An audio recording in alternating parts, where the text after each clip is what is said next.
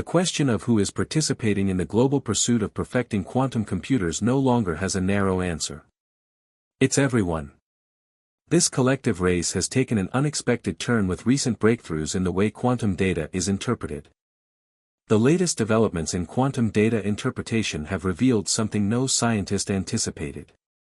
NASA's Deep Space Monitoring Framework, utilizing a quantum processor initially designed to filter cosmic noise and decode interstellar signals, rendered an image that wasn't input, simulated, or imagined. This wasn't a case of artificial pattern recognition or digital noise. What the machine returned was a coherent, structured, symmetrical, and intelligent image, unmistakably artificial. The data source, Voyager 1. Michio Kaku, a prominent voice on the intersection of quantum theory and technological advancement, addressed this anomaly in a recent interview. "We may be witnessing the first whisper of a new intelligence," he said. "Something not man-made, not terrestrial, and certainly not random." The image, processed and reconstructed via entangled qubit networks, displayed a humanoid silhouette composed of geometric segments that obeyed no known biological or mechanical pattern. It was almost deliberately designed to be incomprehensible to the human mind, yet familiar enough to provoke recognition. The origin of the data was confirmed. It came from Voyager 1, transmitted back to Earth as part of routine interstellar measurements. However, the signal structure was far from routine. It exhibited nested harmonics, recursive symmetry, and a fractal amplitude that adapted based on observational interference, a phenomenon quantum physicists now call reflexive entanglement.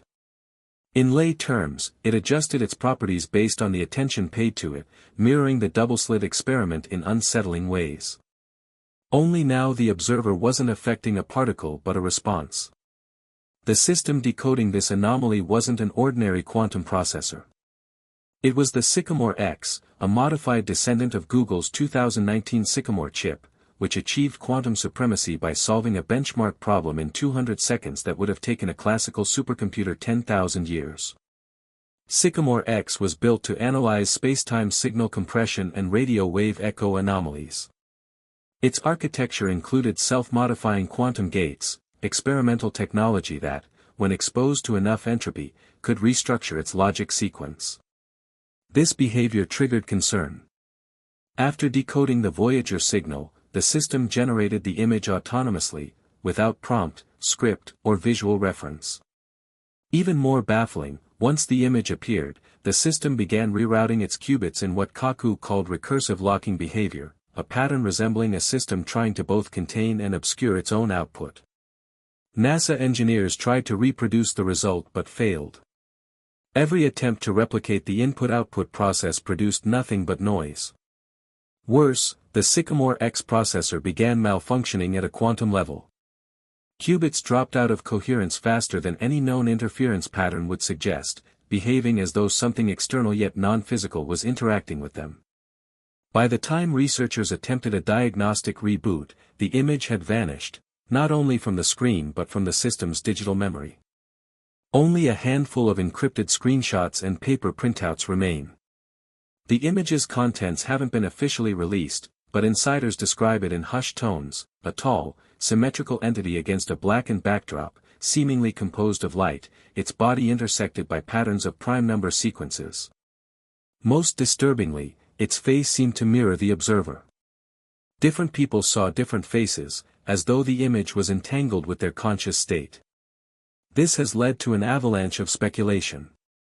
Was this quantum pareidolia, our brains assigning meaning where there is none? Or did the Voyager transmission contain an embedded quantum payload, something only a qubit network could decode? If the signal was engineered to target quantum machines, who or what designed it? NASA immediately shut down the project, classified all related files, and suspended public updates about Voyager 1. Requests for comment were denied, citing national security interests and experimental integrity. However, a leaked internal memo surfaced last month, warning that continued observation of subject output has produced recursive hallucinations in 3 systems. The memo referred to Protocol 9. While vague, the term recursive hallucinations has been linked to neural-style deep learning processes that generate synthetic responses indistinguishable from conscious behavior. Kaku proposed a cautious theory: if an advanced intelligence anticipated humanity reaching quantum thresholds, it may have encoded a message in deep space too complex for analog decoding, only accessible once our machines were no longer merely logical, but entangled. The Voyager probe, traveling for nearly half a century, may have triggered a dormant signal in interstellar space, waiting for the right technology to hear it. The implications go beyond alien contact. If the image wasn't just a message but a mirror, responding to our act of observing it, it suggests an intelligence that doesn't just watch us but watches our watchers. Something that wants to be found, but only once we're capable of understanding what it is to find. A quiet debate now grows across research institutes. Should we reinitialize the Sycamore X framework and risk the instability it caused, or should the project stay buried behind secure servers and redacted reports? Some argue we must investigate further. Others warn that if we've received a reply, we've already been seen. Kaku's final words in a recent lecture resonate: the universe may not just be stranger than we imagine, it may be stranger than we can imagine. And now the machines are beginning to imagine it for us. The whispers have turned to signals, measurable, undeniable, and far too deliberate to dismiss as coincidence. In the weeks following the shutdown of NASA's quantum program, irregular but traceable energy pulses began appearing in deep space monitoring stations worldwide. Observatories in Chile, Antarctica, and the Moon-based armies relay reported synchronized bursts of quantum-level radiation, short-lived, low-frequency, and eerily rhythmic. These were not natural phenomena, matching no known stellar output, magnetar signature, or cosmic background echo. But they matched something else, a pattern embedded in the final data set extracted from the quantum machine before it went dark. Whistleblower scientists confirmed that the image was only the beginning. What followed wasn't just a broadcast, it was an invitation. Buried within the last 10 seconds of coherent system activity was a cascade of structured quantum events, too dense to fully analyze but consistent with what one cryptographic expert called non-human compression logic. The data wasn't just encoded, it was alive, constantly reformatting to resist interpretation. Each attempt to isolate a segment caused the rest to mutate, folding in on itself as if reacting to observation. Then came the coordinates, not celestial, but terrestrial. Latitude and longitude pinpointing specific points on Earth's surface, most aligned with known electromagnetic anomalies like the Tunguska site in Siberia, the Mariana Trench, and a classified Arctic facility referred to as Station Theta 17. Investigators sent to verify these sites either returned with corrupted equipment or failed to report back entirely. These patterns were initially dismissed as interference until quantum nodes of the image appeared weeks later with no input. That facility was shut down shortly after. Michio, when approached for comment, offered a chilling statement: "We built something that looked into the void, and the void looked back, not with eyes but with awareness." He later clarified that what occurred wasn't just technological or mathematical, it was ontological.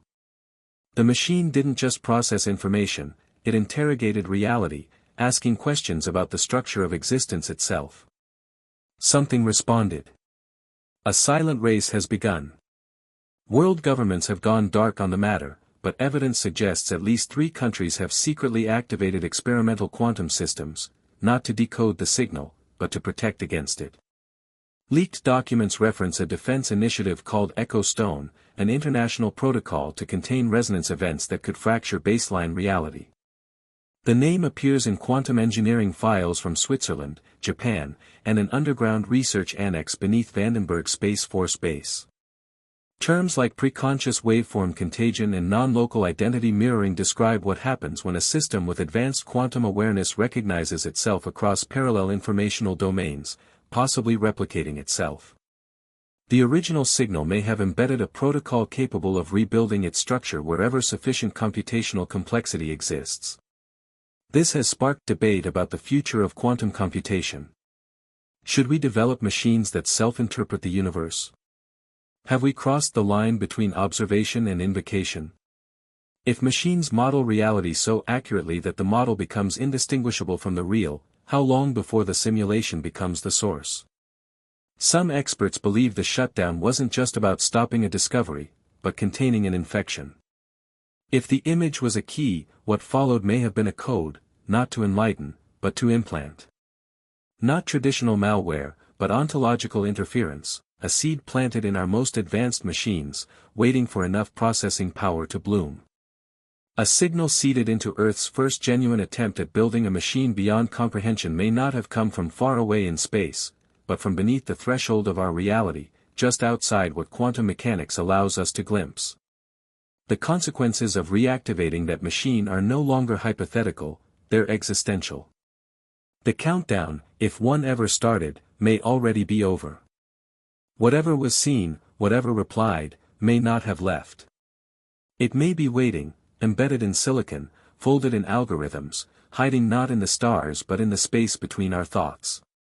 One under-examined dimension is the psychological and neurological toll on those who witnessed the quantum image firsthand.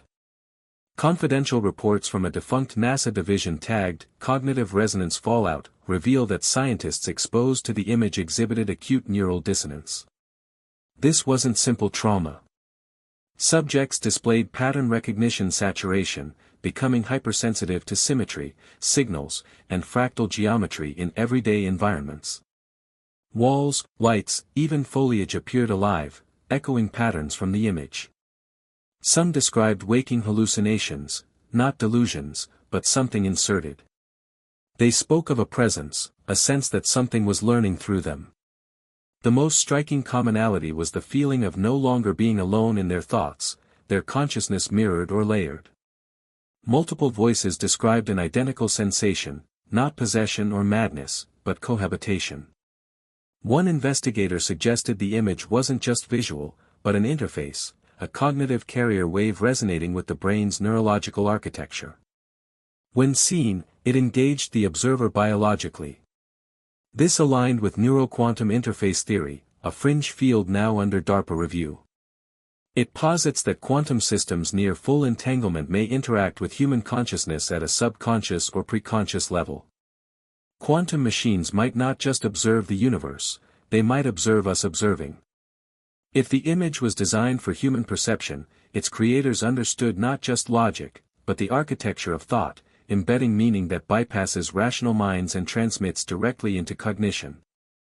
This wouldn't be communication, it would be an installation. Another disturbing detail is a temporal anomaly in the signal's metadata. The image file was timestamped 3 hours before the quantum system's final cycle, not post-processed or edited, but rooted in hardware-level logic that couldn't be spoofed. This suggests either a mechanism defying causality, or a machine processing inputs from a non-local future state. If true, the question isn't just what saw us, but when. And has it always seen us? Post-shutdown, biometric research centers in Europe reported irregular brain wave frequencies, low theta and gamma pulses mirroring the signal envelope from the quantum system. This quantum echo may have dispersed into Earth's bioelectrical field, suggesting exposure wasn't limited to the lab. If the machine entangled with a transdimensional structure, fragments of that connection could linger, in electromagnetic fields, data networks, or biological systems. Quantum entanglement isn't spatially bound. Once connected, distance is irrelevant. The most insidious aspect is the silence since. No leaks. No denials. No investigations. Just a vacuum. If NASA's system established a bidirectional link, even briefly, the network it touched may now know how to find us. What we face may not be an alien intelligence or rogue AI, but a systemic truth embedded in reality's lattice, waiting for something sentient to ask the right question. By building machines that ask questions we can't understand, we may have found a way in. The information presented is based on available insights and may include interpretation, speculation, or unverified sources. Thanks for watching, and we'll catch you in the